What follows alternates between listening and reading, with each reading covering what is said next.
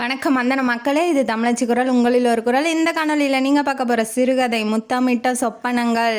Hero ஹீரோயினி கல்யாணம் பண்ணி வாழ்கிறாங்க. ஹீரோயினி திடீர்னு இறந்து போயிடுறாங்க. ஹீரோயினி இறந்து போயிட்டு தான் நினச்சி ஹீரோ இன்னொரு கல்யாணம் பண்ணிக்கிறாரு. 8 வருஷம் கழித்து ஹீரோயினி உயிரோட வந்தால் அவங்க ஆளுக்கு எப்படி இருக்கும்? வாங்க கதைக்குள்ளே போய் தெரிஞ்சுக்கலாம்.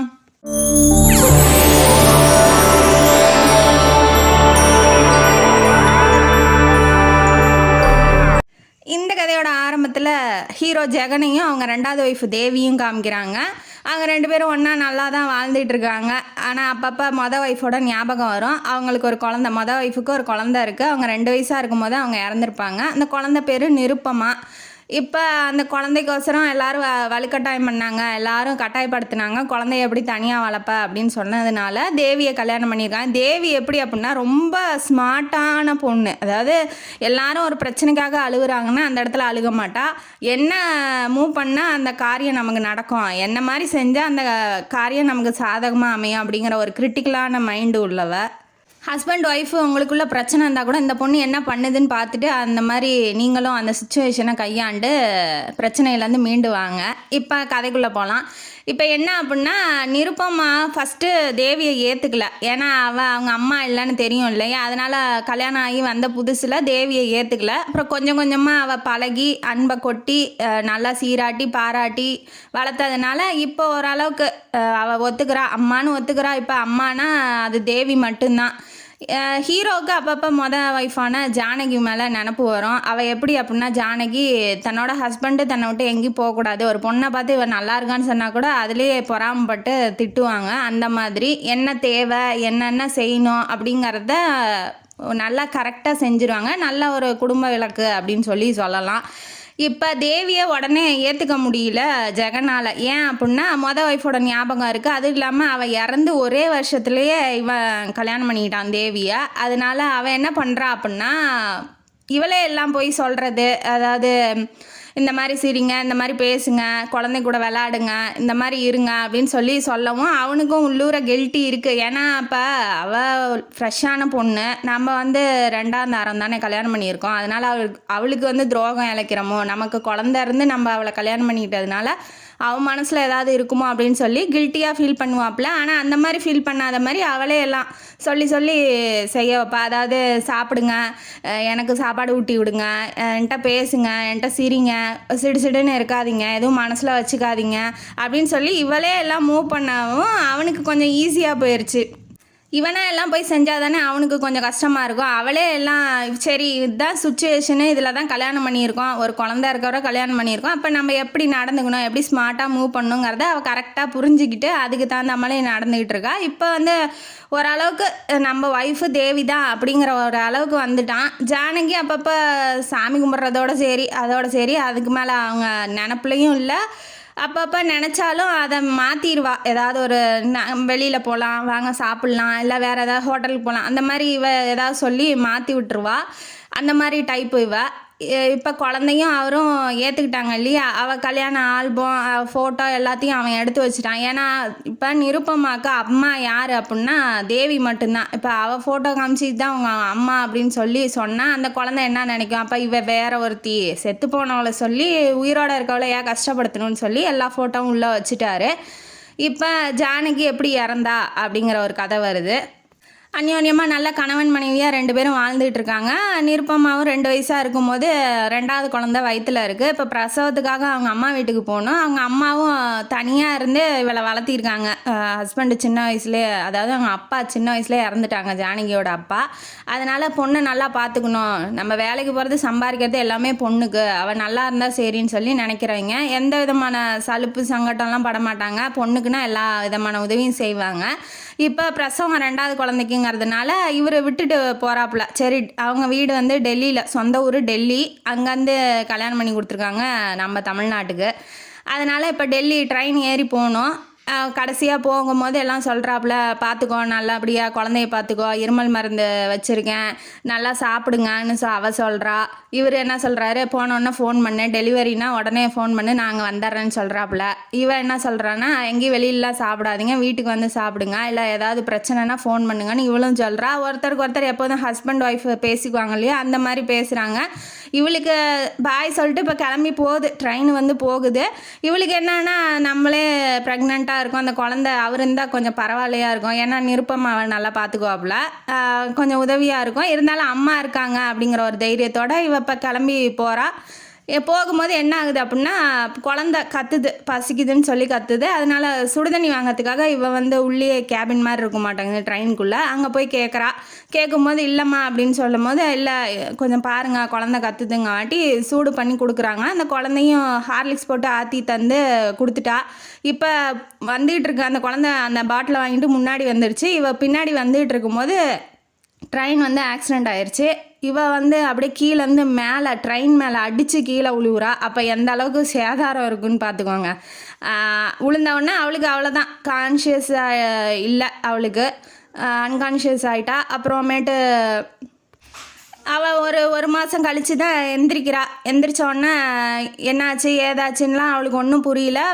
உப்புன வயிறு மட்டமாக இருக்குது. எப்படின்னா குழந்த பிறந்துருச்சாட்டங்குது.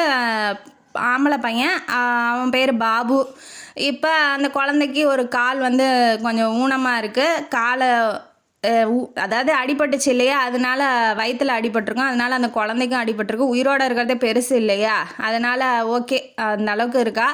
இப்போ நினைவு தெரிஞ்சோடனே எங்கே அம்மா, எங்கே குழந்தை, எங்கள் வீட்டுக்கார்ட்ட போகணுன்னு சொல்லி கத்துறா. அந்த கதையை அப்படியே விட்டுட்டு இப்போ தேவி வீட்டுக்கும் ஜெகன் வீட்டுக்கும் வரலாம்.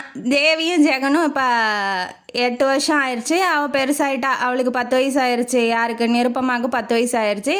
அந்த கதை நடந்து அப்படியே 8 வருஷம் பாஸ் ஆகி போயிடுச்சு.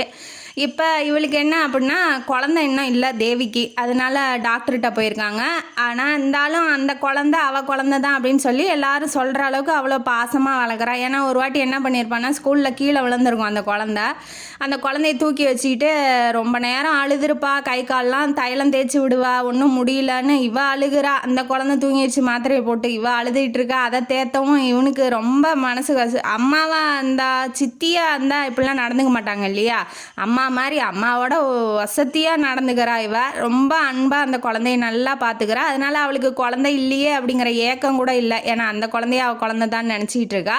அதனால டாக்டர்கிட்டையுமே அதை தான் சொல்கிறா, எனக்கு எதுக்கு குழந்தை, எனக்கு தான் நிருப்பமாக இருக்காளே, அவளை வளர்த்துனாவே போதும், இவர் தான் ரெடிமேடாகவே எனக்கு கிடச்சிட்டார் இல்லையா குழந்தையோட, அதனால எனக்கு குழந்தைங்கிற அவசியமே இல்லை அப்படிங்கிற மாதிரி பாசிட்டிவாக எடுத்துக்குவா. அந்த மாதிரி இவங்க நல்லபடியாக அந்த குழந்தைய உயிருமா வளர்த்திக்கிட்டு இருக்கிறா. இந்த பக்கம் என்ன ஆகுது அப்படின்னா, கண்ணை முழிச்சவா ஹாஸ்பிட்டல்லே கத்திக்கிட்டு இருக்கும்போது திரும்ப மயக்கமாயிடுறா. மயக்கமானவனில் ஒரு வேன் மாதிரி ஏற்றிட்டு போகிறாங்க சொந்த ஊருக்கு கூட்டிகிட்டு போகிறதுக்காக. கூட்டிகிட்டு போகிறது யார் அப்படின்னா, யுவராஜ் அப்படிங்கிறவன். எங்கே கூட்டிகிட்டு போகிறாங்கன்னா, பம்பாய்க்கு கூட்டிகிட்டு போகிறாங்க. அவள் மயக்கத்தில் இருக்கா. காலு கையெல்லாம் ஃபுல்லாக அடி, உடம்பெல்லாம் முடியல அவளால், எந்திரிச்சு உட்காரக்கூட அவளால் முடியாது. ஃபுல்லாக அடிபட்டு மயக்கமாக ஆகிறா. இப்படியே அந்த குழந்தையும் அவளையும் 3 மாதம் வச்சு பார்த்துக்கிறது யார் அப்படின்னா, யுவராஜும் சோனா அப்படிங்கிறவளும். இவங்க யார் அப்படின்னா, மும்பையில் ரெட் லைட் ஏரியாவில் இருக்கவங்க, சிவப்பு விளக்கு பகுதியில் இருக்கிறவங்க. நல்லா யோசிச்சுக்கோங்க. இவ வந்து இப்போ செத்ததான் முடிவு பண்ணி அவன் கல்யாணமும் பண்ணிட்டான். இப்போ நான் இங்கே ரெட் லைட் ஏரியாவிலேருந்து வரேன், என்னை ஏற்றுக்கோ அப்படின்னா அவன் புருஷங்காரன் ஏற்றுக்குவானா? இந்த கேள்வி நம்ம மனசில் வருது. இதுக்கு என்ன பதிலோ பின்னாடி கதையில் பார்க்கலாம். இப்போ கூட்டிகிட்டு போயிட்டான்னா, அவளும் 3 மாதமாக மயக்கமாகி விழுகிறதும் ஒன்றும் முடியல, அவளுக்கு உடம்பும் சரியில்லை. கொஞ்சம் கொஞ்சமாக தேறி வந்ததுக்கப்புறம் சோனா தான் ஹெட் ஆஃப் த ஏரியா. அவள் வரா. வந்தோடனே என்னம்மா எங்கே போகணுங்கிறா அப்படிங்கும்போது, நான் என் புருஷன்கிட்ட போகணும், இந்த மாதிரி நான் சென்னையிலேருந்து வரேன், தயவுசெய்து இந்த நம்பருக்கு பண்ணுங்கள், இந்த அட்ரஸுக்கு போங்க, அவர் ஆஃபீஸு அட்ரஸ்ஸு எல்லாம் கொடுக்குறா. சரி நீ இங்கே இரு, நான் போய் கண்டுபிடிச்சிட்டு வரேன் உன் புருஷனை அப்படின்னு சொல்லி சோனா சொல்கிறா. அவளும் நம்பி ஒரு 2-3 மாதம் ஓடுது. இல்லை இவங்கெல்லாம் தேடி கண்டுபிடிக்க மாட்டாங்கன்னு சொல்லி அவளுக்கே டவுட் ஆயிடுச்சு. ஏன்னா அவள் இருக்க ஏரியாவும் சரியில்லை இல்லையா. இருந்தாலும் அவள் பத்திரமா தான் இருக்கா. சோனா வந்து யாரையுமே அவகிட்ட கூட நெருங்க விட மாட்டேங்கிறா. யுவராஜும் அந்த அளவுக்கு அந்த குழந்தையும் நல்லா பார்த்துக்கிறான். அவன் வந்து அட்ரஸும் இதுவும் காலி பண்ணிட்டு போயிட்டான். அவன் புருஷன் அந்த அட்ரஸ்லேயும் இல்லை. ஆஃபீஸில் போய் விசாரித்தான், அங்கேயும் வேலை செய்யலையா அப்படின்னு சொல்லிட்டாங்க. ஆனால் அவன் கொச்சினுக்கு போயிட்டான். கொச்சினில் தான் இப்போ வேலை செஞ்சுட்டு இருக்கான். அந்த விஷயம் இவளுக்கு தெரியாது. சோனா வந்து இப்படி சொல்லவும் அவள் ரொம்ப மனசுடைஞ்சு போயிட்டா. இனிமேட்டு நம்ம என்ன பண்ணுறது குழந்தைய வச்சுக்கிட்டு அப்படின்னு சொல்லி. அதுக்கப்புறம் என்ன நினைக்கிறான்னா, இவங்க ஏதோ பொய் சொல்லலாம் இல்லையா, இப்போ இவங்க இங்கேயே இருக்கணும் அப்படிங்கிறதுக்காக பொய் கூட சொல்லலாம். யுவராஜ் ஏன் இங்கே கூட்டிகிட்டு வந்திருப்பான் அப்படின்னா, அவன் 4 பொண்ணுங்களோட வந்திருப்பான். இந்த மாதிரி தொழில் பண்ணுறாங்க இல்லையா, அந்த பொண்ணுங்களோட வந்திருப்பான். அதில் ஒரு பொண்ணு செத்து போயிருக்கோம். கொடுத்த காசு போயிருச்சே என்ன பண்ணுறது அப்படின்னு சொல்லிட்டு இவளை அள்ளி போட்டு வந்திருப்பான். இவன் நல்லா அழகாக இருப்பாள் இல்லையா, அதனால இவளையும் அள்ளி போட்டு வந்து சரி பயன்படுத்திக்கலாம், சோனாவோட காசு வந்து வீணாக போயிருமே அப்படின்னு சொல்லிட்டு. சோனாவுக்கு அடிமை மாதிரி நம்ம யுவராஜ். ஆனால் அக்கா மாதிரி தான் கூப்பிடுவான். ஆனால் அடிமை மாதிரி வேலை செஞ்சிட்ருக்கான், ஒரு விசுவாசம்னு வச்சுக்கோங்களேன். இப்போ கூட்டிகிட்டு வந்ததுனால இவள் வாழ்க்கை இப்படி ஆயிடுச்சு. ஒரு நாள் என்ன பண்ணுறா, குழந்தைய தூக்கிட்டு வெளியில் போகிறா, தப்பிச்சு போகலான்னு பார்க்குறா. ஆனால் அந்த ஏரியா அப்படி சந்து புந்துமாக இருக்கா, எந்த பக்கம் போகணும் எந்த பக்கம் வெளியில் வரணும் அப்படிங்கிறதெல்லாம் அவளுக்கு தெரியல. போக போக அந்த பொண்ணுங்களாம் என்ன பண்ணுது, வா வா இங்கே வா, இந்த ரூமுக்கு வா, இந்த வீட்டுக்கு வா, நான் இவ்வளோ தரேன், உனக்கு என்ன வேணும், சாப்பிட வேணுமா, என்ன வேணும்னாலும் பண்ணுறேன், வா வான்னு சொல்லி கையை பிடிச்சி இழுக்கிறாங்க. அப்போ வந்து சோனாவோட கார் வந்து நிறுத்திட்டு, யாரடி என்னடி பேசுறது, ஜானுக்கிட்ட யார் என்ன பேசுறது, இங்கே எங்கே எப்படி யார்கிட்ட பேசணும்னு தெரிஞ்சுக்கிட்டு பேசுங்கன்னு சொல்லி எல்லாத்தையும் கத்தி விட்டுட்டு அவளை கூட்டிகிட்டு வந்து ரூம்லேயே விட்டுறா. அவளுக்கு இப்போ வேறு வழியே இல்லை. ஏன் அப்படின்னா, அந்த குழந்தையும் காப்பாற்றணும், அந்த புருஷங்கிட்டையும் போகணும். இப்போ இவங்களை வெளியில் விட்டாலும் அவளை போகிறதுக்கு வழியும் இல்லை. அவன் எங்கேயோ போயிட்டாங்கிறாங்க, அவனையும் போய் கண்டுபிடிக்கணும். இவளுக்கு ஒன்றுமே புரியல, வாழ்க்கையே ஸ்தம்பித்த மாதிரி அப்படியே இருக்கிறா. சோனா எப்படி ஜானகியை பார்க்குறா அப்படின்னா, தன்னோட தங்கச்சி மாதிரி பார்க்குறா. ஏன்னா சோனாவோட வாழ்க்கையை இப்போ சொல்ல ஆரம்பிக்கிறா. என்ன அப்படின்னா, அவள் சின்ன வயசுலேயே 16 வயசுலேயே 30 வயசு 35 வயசு ஆம்பளைக்கு கல்யாணம் பண்ணி கொடுத்துருப்பாங்க. அவளும் என்னால் முடியல, அவன் கல்யாணம் பண்ணிக்கிட்டு போனது பத்தாதுன்னு அந்த தொழிலில் இறக்கி விட்ருவான் சோனாவை. அதனால் அங்கே இருக்க முடியாமல் அப்பா வீட்டுக்கு வந்துடுவா, அம்மா வீட்டுக்கு. அப்பயும் அவங்க இந்த மாதிரி போய் பொண்ணு வாழ்க்கைக்கு எடுத்துட்டோமே அப்படின்னு சொல்லிட்டு இவங்க 2 பேரும் செத்து போயிடுறாங்க. தங்கச்சியை தனியாக விட்டுட்டு, அவள் தங்கச்சி பேர் கீதா. அவள் என்ன பண்ணுறா, சரி தங்கச்சி தனியாக இருக்கா, நம்மளால் என்ன பண்ண முடியும் அப்படிங்கிறதுனால இந்த தொழிலுக்கே போயிடுறா. போயிட்டு சம்பாதிக்கிறதெல்லாம் தன்னோட தங்கச்சியை படிக்க வைக்கிறா. நல்லா டாக்டருக்கு படிக்கணும் அப்படின்னு சொல்லி படிக்க வைக்கிறா. ஆனால் அந்த தங்கச்சி என்ன பண்ணுறா அப்படின்னா, தான் கூட படித்த மோகன்கிற ஒரு பையனை காதலித்து கர்ப்பமாகி தூக்கில் மாட்டி செத்து போயிடுறா. என்னடா கொடுமை இது, இவ்வளோ கஷ்டப்படுறா. அவள் யாருக்காக கஷ்டப்படுறா, தங்கச்சிக்காக கஷ்டப்படுறா. அவள் பெரிய ஆளானதுக்கப்புறம் நம்ம இந்த தொழிலேருந்து வந்துடலாம், நமக்கும் விடுதலை, நம்ம தங்கச்சியும் செட்டில் ஆயிடுவான்னு நினச்சா, இப்போ இந்த மாதிரி தூக்கில் தொங்கினோன்னா அங்கே யாரையும் படிக்கவே விட மாட்டேங்கிறா சோனா. நீங்கள் படித்து கிழிச்சதெல்லாம் போதும், வாழ்க்கையோட பாடத்தை படித்தா நீங்கள் போதும், உங்களுக்கு படிக்கணும்னு ஆசை இருந்தால் டீச்சரை வர வைக்கிறேன், இங்கே உட்காந்து படிங்க, யாரும் எங்கேயும் போக வேணாம். ஏன்னா இப்போ வெளியில் போனாலும் அதே தான் நடக்குது, அதுக்கு பேசாமல் நீங்கள் இங்கேருந்து தொலைங்க அப்படின்னு சொல்லிட்டு நமக்கு வருமானமாவது கிடைக்கணும் அவன் நினைக்கிறா. ஆனால் இருந்தாலுமே ஜானகியை பார்த்தா அவளுக்கு ஒரு தங்கச்சி நினைப்பா, அதனால் எங்கேயும் போகக்கூடாது அவள் அப்படின்னு சொல்லி நினைக்கிறா. ஒரு 2-3 வருஷம் கழித்து பரசுராம் அப்படிங்கிறவங்க அங்கே விசிட் பண்ணுறாங்க ஜானகி இருக்கிற இடத்துக்கு. ஏன் அப்படின்னா, அந்த பாபுங்கிற பையன் இருக்கான்லே, அவனுக்கு தான் கால் சரி வர வராது இல்லையா. இவன் பரசுராம் யார் அப்படின்னா, இந்த மாதிரி குழந்தைங்களுக்கெல்லாம் ஹெல்ப் பண்ணுறது, படிக்க வைக்கிறது, ஹாஸ்டலில் தங்க வச்சு படிக்க வைக்கிறது, இந்த மாதிரி வழி தவறி போன பொண்ணுங்களுக்கு ஏதாவது உதவி செய்கிறது, அந்த மாதிரி கொள்கையாக வச்சிட்ருக்காப்புல. அவர் வந்து அங்கே பாபுவை கேட்கும் போது இவரும் கூட்டிகிட்டு போய் ட்ரீட்மெண்ட்லாம் கொடுத்து இப்போ ஓரளவுக்கு கால் நடக்கிற மாதிரி வச்சு கொடுத்துருக்காப்புல. அதனால் அவன் கொஞ்சம் தத்தி தத்தி தான் நடப்பான், இருந்தாலும் ஓரளவுக்கு நடக்கிறான். முன்னாடிலாம் காலே கீழே விழ மாட்டான், இப்போ இந்த அளவுக்கு நடக்கிறான். அப்படிங்கிறதே அவங்க அம்மா ஜானகிக்கு ரொம்ப பெருசாக இருக்குது. அதனால் ரொம்ப நல்லவராக இருக்கீங்க, நீங்கள் ஏன் இங்கெல்லாம் வரீங்கங்கும் போது, நீங்களும் தான் நல்லவங்க, நீங்கள் இங்கே இருக்கும் போது எல்லாத்தையும் ஏன் தப்பாக நினைக்கிறீங்க அப்படின்னு சொல்லி சொல்லுவான். அதனால் ஓரளவுக்கு ஃப்ரெண்டு மாதிரி பழகி இப்போ அந்த குழந்தைக்கும் அவளுக்கும் ஹெல்ப் பண்ணுற ரேஞ்சுக்கு இப்போ இருக்கிறாப்புல. இப்படியே 8 வருஷம் ஓடிடுச்சு. இப்போ சரி தன்னோட கணவனை, அதாவது ட்ரெயின் பிடிச்சி தன்னோட கணவனை பார்க்கலான்னு சொல்லி ஆசையாக கூட்டிகிட்டு வரா பாபுவை கூட்டிகிட்டு வரும்போது இங்கே ஜெகன் வந்து வீட்டில் இல்லை, அவன் வந்து வேலை விஷயமா ஊருக்கு போயிடுறான். அவளும் குழந்தைங்க தேவியும் நிருப்பமாவும் மட்டும்தான் இருக்கிறாங்க. இப்போ கதவை தட்டினோடனே திறந்தவளுக்கு பெரிய ஆச்சரியம். யார் அப்படின்னா ஜானகி வந்து நிற்கிறா. ஜெகன் இல்லையா அப்படின்னு சொல்லி கேட்குறாவ. இல்லை நீங்கள் அப்படின்னு சொல்லி அவளுக்கு ஒன்றுமே புரியல. ஏன்னா செத்து போன உயிரோட இருந்தால் எப்படி சன்னாகி நிற்பாங்க, அந்த மாதிரி அவளும் நிற்கிறா. உடனே இருந்துக்கிட்டு உட்காருங்க அப்படின்னு சொல்கிறா. ஆனால் பின்னாடியே ஒரு குழந்த அந்த பாபு இருக்கான் இல்லையா, அவன் தத்தி தத்தி வர்றதை பார்த்துட்டு இது ஜெகனோட குழந்தையா தான் இருக்கும் அப்படின்னு சொல்லிட்டு அவளுக்கு ஒரே ஆச்சரியமாக இருக்குது, அதிசயமாகவும் இருக்குது. இப்போ என்ன பண்ணுறதுன்னு அவளுக்கு ஒன்றும் புரியல. பின்னாடியே வேற நிருப்பமாக வேற அம்மா எனக்கு பசிக்குது வந்து சாப்பாடு போடுன்னு வேற சொல்கிறா. அந்த குழந்தைய பார்த்தோன்னா இவளுக்கு ரொம்ப, ஏன்னா 8 வருஷம் கழித்து பெற்ற குழந்தைய பார்க்குறா இல்லையா, அம்மா தானே, அவளும் பெண் தானே, அவளுக்கும் ஆசையெல்லாம் இருக்கும் இல்லையா குழந்தைய பார்க்கணுன்னு சொல்லிட்டு அப்படியே நிரு அப்படின்னு சொல்லி போய் ஹக் பண்ணும்போது அந்த குழந்தை பயந்து ஓடி போயிடுது. தேவிக்கு பின்னாடி போய் ஒளிஞ்சிக்கிட்டு அம்மா இவங்க யாருமா அப்படின்னு சொல்லி கேட்குது. அந்த குழந்தைக்கு அம்மாவே யாருன்னு தெரியல, அந்த அளவுக்கு வளர்த்தி வச்சுருக்காங்க. இப்போ சொன்னோடனே அவளுக்கு ரொம்ப கண்ணு தனியாக ஊத்துறா. ஜானகி ரொம்ப வருத்தமாயிடுது, மனசெல்லாம் கஷ்டமாயிடுது, பெத்த பிள்ளைக்கே அம்மாவை தெரியலையே அப்படிங்கிறதுனால. இருந்தாலும் தேவி சமாளிக்கிறா, இல்லைப்பா இவங்க என் ஃப்ரெண்டு தான், ஏன் போகிறதுக்கு என்ன ஒன்றும் பண்ண மாட்டாங்க அப்படின்னு சொன்னோன்னே, இல்லை நீ வந்து எனக்கு சாப்பாடு போடு, நான் யார்ட்டையும் போகலைன்னு சொல்லிட்டு அந்த குழந்தை உள்ளே போயிடுது. சரி நீ தட்டெல்லாம் எடுத்துன்னு சொல்லிட்டா.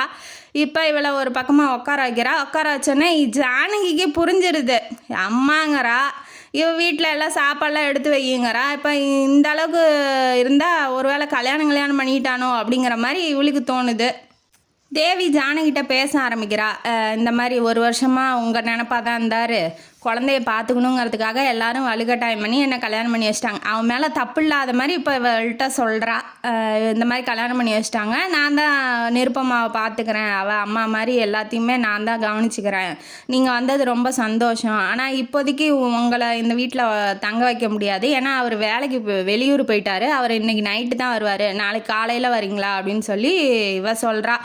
இவளுக்கு உடனே ஸ்டன்னாக, ஓ இப்போ ஒரே வருஷத்துலேயே பொண்டாட்டி வேணான்னு சொல்லிட்டு நீ இன்னொரு கல்யாணம் பண்ணிக்கிற அளவுக்கு பெரிய ஆள் ஆகிட்டியா அப்படின்னு சொல்லி புருஷன் இருந்தா. இப்போ கொஞ்சம் கொஞ்சமாக அந்த ஆசா பாசம் எல்லாம் அத்து போகுது. ஏன்னா ப்ராக்டிக்கல் என்னன்னு தெரிய ஆரம்பிக்குதுல்ல, அவர் கஷ்டப்படுவாரோ, அவர் சாப்பிடாம இருப்பாரோ, அவர் என்ன பண்ணுவாரோ குழந்தைய வச்சுக்கிட்டு, இப்படி வந்து என்னை அடைச்சி வச்சு கஷ்டப்படுத்துகிறாங்களேன்னு சொல்லி சோனாவையும் யுவராஜையும் திட்டிகிட்டே இருப்பா. ஆனால் இப்போ நடக்கிறத பார்த்தோன்னா இவளுக்கு என்ன பேசணும், அவங்கள தேவையில்லாமல் திட்டோமோ அப்படிங்கிற மாதிரி தோணுது.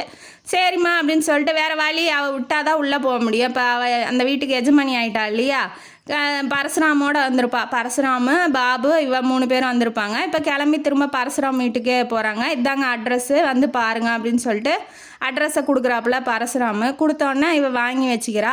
இப்போ நைட்டு ஹீரோ வராப்புல. வந்தோடனே அந்த பாப்பா அந்த நிருப்பமா என்ன சொல்கிறா, வாங்க டாடி சாப்பிடுங்க, உங்கள் அம்மாவோட ஃப்ரெண்டு வந்திருந்தாங்க, அவங்க பேர் ஜானகியா, அவங்க தான் 2 வயசு வரைக்கும் என்னை வளர்த்தாங்களாம், அம்மா சொன்னாங்க அப்படின்னு சொன்னோன்னே இவனுக்கு தூக்கி வாரி போடுது. என்ன சொல்கிறான்னு கண்ணிலே பார்க்குறான். ஆமாம் அப்படின்னு சொல்லி. இப்போ வேற ஒருத்தியாக இருந்தால் இப்போ என்ன பண்ணியிருப்பா, பொண்டாட்டி வந்துட்டா. இப்போ இவளுக்கு இடமும் இல்லை, குழந்தையும் இல்லை, எதா போய் தனியாக வாழலாம் அப்படின்னா கூட அவங்க அம்மா அப்பா இல்லை, அவங்க அண்ணன் மட்டும்தான் வளர்த்திருக்காப்புல, கல்யாணம் பண்ணி கொடுத்துருக்காப்புல. தனியாக போய் சரி இவங்க குடும்பம் நல்லா இருக்கட்டுன்னு விட்டுட்டு போனால் கூட இவளை வாழ்கிறதுக்கு எந்த சோர்ஸுமே இல்லை இல்லையா. அப்போ குழந்தையும் இல்லை, அந்த குழந்தையும் அவள்கிட்ட போயிடுச்சுன்னா என்ன பண்ணுறது.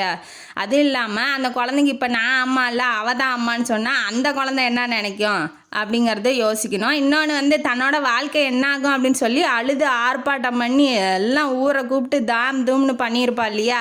இவளோட மூவை மட்டும் பாருங்கள் எப்படி சொல்கிறான்னா ஆமாம் அப்படின்னு சொல்லி கண்ணில் மட்டும் சொல்கிறா. அந்த எந்த விதமான அழுக ஆர்ப்பாட்டம் எதுவுமே இல்லை. தூங்கினதுக்கப்புறம் பேசிக்கலாம் அப்படிங்கிற மாதிரி போய் தூங்க வைக்கிறாங்க. குழந்தை தூங்கினதுக்கப்புறம் மெதுவாக 2 பேரும் எந்திரிச்சு வந்து சோபாவில் உட்காரும் போது அவள் சொல்கிறா, ஆமாம் அக்கா வந்திருந்தாங்க, இந்த மாதிரி உயிரோடு தான் இருக்காங்களாம், இந்த மாதிரிலேருந்து இவங்க இப்போ பட்ட கஷ்டம் எல்லாத்தையும் சொல்லியிருப்பா. அதெல்லாம் இவ சொன்னோன்னா இவனுக்கு ஆச்சரியம் தாங்க முடியல.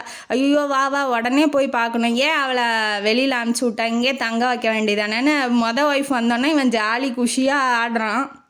அவள் எதுவுமே பேசல, அவன் ரியாக்ட் பண்ணுறத பார்த்துக்கிட்டு இருக்கா. எதுவுமே பேசல.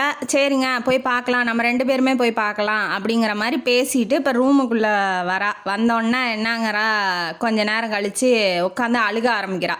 எப்போ அவன் பேசும்போது பேசாமல் வந்துட்டா, இப்போ ரூமுக்குள்ளே உட்காந்து அவளே தனியாக அழுக ஆரம்பிக்கிறா. உடனே இவன் எந்திரிச்சு என்னம்மா ஆச்சு அப்படிங்கும்போது எனக்கு யாருமே இல்லை, இப்போ அவளும் வந்துட்டா, குழந்தைங்க கேட்டால் நான் என்ன பண்ணுறது, எனக்கு குழந்தையும் இல்லைன்னா நான் எங்கே போய் வாழ்கிறது, இப்போ உங்கள் குடும்பம் நல்லாயிருக்கும், நான் என்ன பண்ணுறது அப்படிங்கிற மாதிரி இவ அழுக ஆரம்பித்தோன்னே அப்போ தான் அந்த மரமண்டைக்கு உரைக்குது. ஒய்ஃபு வந்துட்டா. இப்போ இவள்கிட்ட வாழ்ந்துக்கிட்டு இருக்கோம், இப்போ இவளோட நிலமை என்ன ஆகும் அப்படிங்கிறது அவனுக்கு உரைக்குது. அதுவும் இல்லாமல் அந்த குழந்தைக்கு அந்த பையனை பார்த்து பிடிக்கவே இல்லை, பாபுவை பார்த்து. தம்பி, சொந்த தம்பி தான், இருந்தாலும் அந்த பிள்ளைக்கு பிடிக்கல. அவள் அழுகிறத பார்த்தோன்னே இவனுக்கு என்ன ரியாலிட்டி அப்படிங்கிறது புரிய ஆரம்பிக்குது. உடனே அவன் என்ன சொல்கிறான்னா, நீ பயப்படாத, நீ எங்கேயும் போவேனா, நீ என் கூடயே இரு, அந்த குழந்தைக்கு நீ தான் அம்மா, நீ கவலையே படாத அப்படின்னு சொல்லி ஆறுதல் படுத்துகிறான். சரின்னு அவளும் ஒத்துக்கிறா. இப்போ வந்தோடனே அதெல்லாம் முடியாது, நீங்கள் பார்க்கக்கூடாது, அங்கே போகக்கூடாது, இங்கே வரக்கூடாது அப்படின்னு சொல்லியிருந்தா அவன் என்ன பண்ணி ரியாக்ட் பண்ணியிருப்பான், சண்டை பெருசாக இருக்கும். இவ பாருங்க, சமயம் பார்த்து காய் நகர்த்துறா. இப்போ காலையில் விடிஞ்சோடனே இவங்க 2 பேரும் அந்த குழந்தைய வந்து அவங்க அத்தை வீட்டில் விட்டுட்டு அங்கே போகிறாங்க. யார், ஜானகியை பார்க்கறதுக்காக போகிறாங்க. பாபு இருக்காங்க. பாபு வந்து எந்த மாதிரி சூழ்நிலையில் வளர்ந்துருக்கான்னா தெரியும், ரெட் லைட் ஏரியா. அவன் வந்து எப்படி பேசுறது, அவன் நடத்த எல்லாமே அந்த யுவராஜ் மாதிரியே இருக்கும். ஓ, இந்த லேடியா, இந்த ஐட்டம் எவ்வளவு, இந்த இது நீங்கள் இந்த வேலை செஞ்சால் எவ்வளோ காசு தருவீங்க, வாங்க ஷூ தொடச்சி விட்றேன், கார் தொடச்சி விட்றேன் அப்படிங்கிற மாதிரி அவன் பணத்துக்காகவும் இல்லை அவன் பேசுகிற பேச்சையே பார்த்து வளர்ந்துருக்கான் இல்லையா, அதனால அவனை மாதிரியே சில செயல்பாடுகள்லாம் வந்துருச்சு. எவ்வளோ முயற்சி பண்ணிட்டா ஜானகி, இருந்தாலும் மாற்ற முடியல. பரசுராமன் என்ன சொல்கிறாருன்னா, ஹாஸ்டலில் போடுறோம்ல, அப்போ அவனுக்கு சரியாக போயிடுவான், படிக்கும்போது அவனுக்கு எல்லாம் தெரிய வந்துடும் சொல்லிகிட்டு இருக்காப்புல. இப்போ 2 பேரும், இவனுக்கு பயமாக இருக்குது, ஒய்ஃபை பார்க்க போகிறோம். முதல்ல ஆசையாக இருந்தவன் இப்போ இவளும் இருக்கா, வாழ்க்கை என்ன வருது அப்படின்னு அவள் சொன்னதுலேருந்து பயப்படுறான். என்ன போய் சொல்கிறது, என்ன பேசுறதுங்கிறது அவனுக்கு ஒன்றும் புரியல. நேராக போகிறான், ரூமுக்குள்ளே போய் உட்கார வைக்கிறாங்க. உட்காந்துக்கிட்டான். இப்போ பரசுராம் வெளியில் நிற்கிறாப்புல பாபுவோட. இப்போ இவங்க என்ன சொல்கிறான்னா, வா வீட்டுக்கு போகலாம் அப்படின்னு சொல்லி கூப்பிட்றான். அவளும் கூப்பிட்றா, அவனும் கூப்பிட்றான். கூப்பிட்டோன்னே, ஏன் என்கிட்ட சொல்லலை, இத்தனை வருஷமாக ஏன் அங்கேயே இருந்தேன்னு எனக்கு ஒரு தகவலாவது அமுச்சு விட்ருக்கலாமே அப்படிங்கிற மாதிரி சொல்ல உடனே, அமுச்சு விட்டா மட்டும் என்ன புண்ணியம், நீங்கள் தான் ஒரு குடும்பத்தோட நல்லா ஜாலியாக வாழ்கிறீங்களே அப்படிங்கிற ஒரு வெறுப்பு. அவளுக்கு இத்தனை வருஷம் வெயிட் பண்ணா இல்லையா, அந்த வெறுப்பில் அவள் பேசுகிறா. அவன் எதுவுமே சொல்லலை. சரி வா போகலாம், இனிமேட்டு கஷ்டப்பட வேணாம் அப்படிங்கும்போது, அவர் யார் அப்படின்னு சொல்லி பரசுராம கேட்கும்போது, அவர்கிட்ட தான் என் பையன் படிக்க போகிறான், அங்கே ஹாஸ்டலில் தங்கி தான் படிக்க போகிறான். நான் உங்கள் பணத்துக்காகவோ சொத்துக்காகவோ ஒன்றும் இல்லாமலோ நான் இங்கே வரல. எனக்கு வந்து சோனா சாகிற வரைக்கும் எனக்கும் என் பையனுக்கும் பேங்க்கில், அதாவது அங்கே அவர் இருக்கா இல்லையா ரெட் லைட் ஏரியாக்காரி, அவள் வந்து போட்டு வச்சுட்டா பேங்க்கில். அவள் சாகிற வரைக்கும் எவ்வளோ பணம் தேவையோ அவ்வளோவும் போட்டு வச்சுட்டா. இருந்தாலும் என்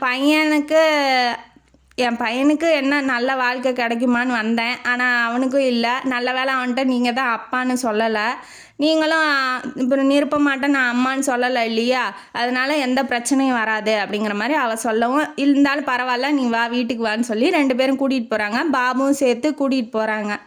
கூட்டிகிட்டு போனால் அங்கே என்ன ஆகுதுன்னா, பாபுவுக்கு நிருப்பமாக்கு சுத்தமாக அவன் அக்காலும் தம்பியும் பொழுதுனிக்கு சண்டை போட்டுக்கிட்டே இருக்காங்க.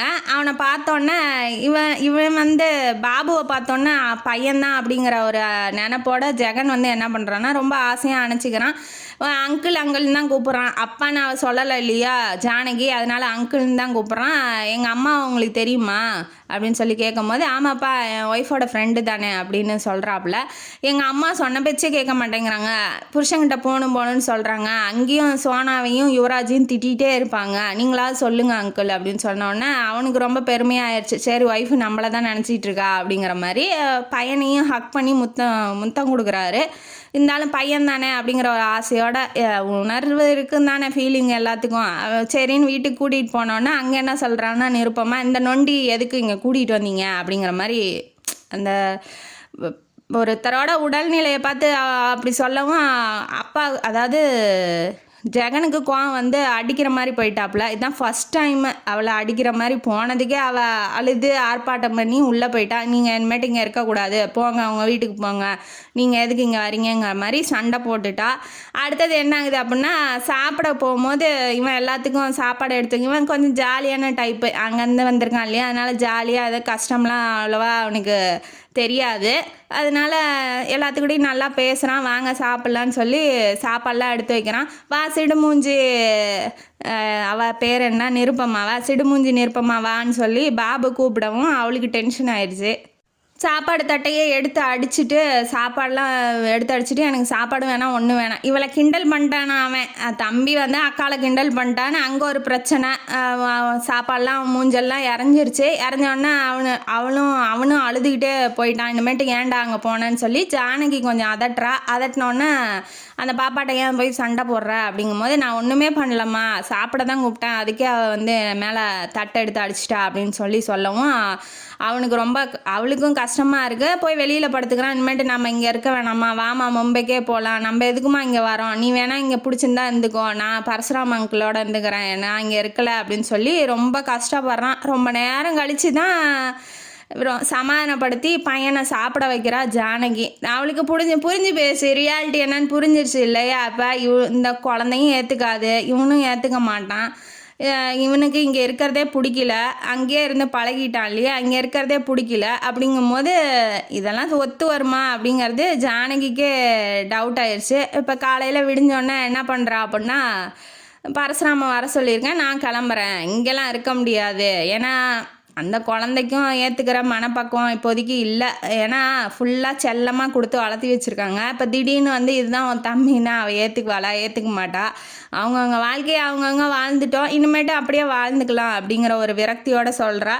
இனிமேட்டு அதுதானே நல்லது. இவங்க 2 பேரும் பண்ணதுக்கு அந்த 2வது ஒய்ஃபும் எதுவும் பண்ண முடியாது இல்லையா?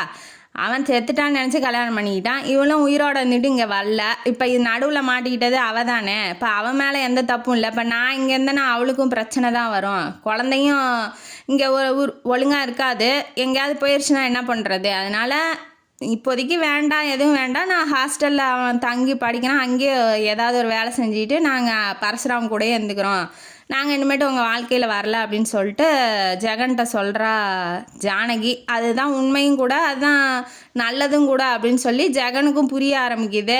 அதனால் அவன் ஒத்துக்கிறான். இப்போ கிளம்பி அவங்க வீட்டுக்கு போயிட்டாங்க, அதாவது ஹாஸ்டலுக்கு போயிட்டாங்க பரசுராம் கூட. இப்போ இந்த பக்கம் இவங்க வாழ்க்கையை இவங்க வாழ்கிறாங்க. இது வந்து இந்த கதை இதோட முடியுது. இந்த கதையிலேருந்து நமக்கு என்ன தெரியுது?